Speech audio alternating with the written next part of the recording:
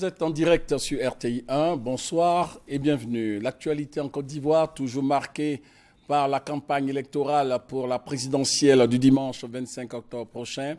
Dans 4 jours donc, plus de 6 millions d'électeurs se rendront aux urnes pour choisir le président de la République de Côte d'Ivoire. Nous sommes donc dans la semaine de la présidentielle ici en Côte d'Ivoire. En attendant l'échéance, les candidats accentuent leurs opérations de charme en vue de conquérir le plus grand nombre d'électeurs. Les activités des différents états-majors à suivre dans l'édition spéciale consacrée à la campagne électorale dans le journal de 20 h. Et dans le cadre de cette campagne, la candidate Kouangoua Jacqueline Claire parlera ce soir aux Ivoiriens en direct à partir de 21 h dans l'émission Face aux électeurs. Toujours dans le cadre de cette présidentielle 2015, le Conseil national de sécurité a organisé aujourd'hui même un séminaire en vue de garantir un bon déroulement du scrutin. Pour mettre en confiance la population ivoirienne, le Conseil national de sécurité CNS travaille à l'application de plusieurs réformes.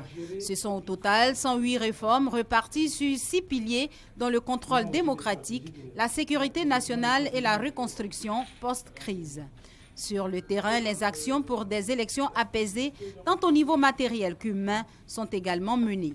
Nous avons aussi le plan de sécurisation des élections qui mobilise aujourd'hui plus de 28 500 agents sur toute l'étendue du territoire pour permettre à l'Ivoirien d'aller voter tranquillement, sans peur. La sécurisation sera faite déjà avant les élections, pendant et après. Le Conseil national de sécurité, à travers la RSS, réforme du secteur de la sécurité, se donne les moyens pour renforcer la sécurité des populations.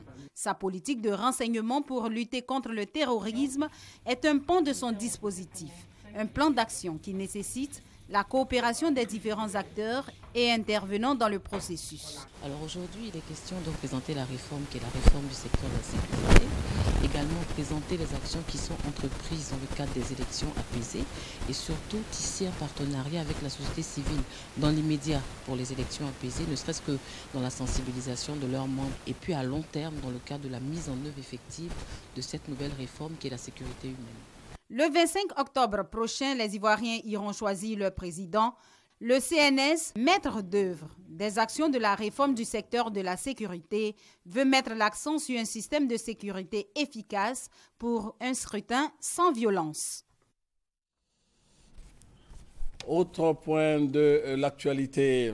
Nous allons vous donner quelques éclairages donc sur ce reportage qui vient de passer. L'objectif visé d'une part est de présenter les réformes du secteur de la sécurité qui assurent la sécurité donc des populations et de l'environnement électoral. Nous allons donc suivre le prochain élément qui est une projection de film sur la question de l'emploi jeune.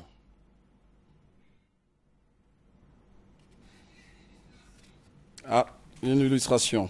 Alors donc nous poursuivons donc au Burkina Faso. L'actualité internationale, donc le Conseil constitutionnel a confirmé donc la liste des 14 candidats à l'élection présidentielle du Burkina Faso, une élection qui va se tenir sans un candidat de l'ancien parti au pouvoir, mais les partisans de l'ancien de Blaise Compaoré seront donc en liste.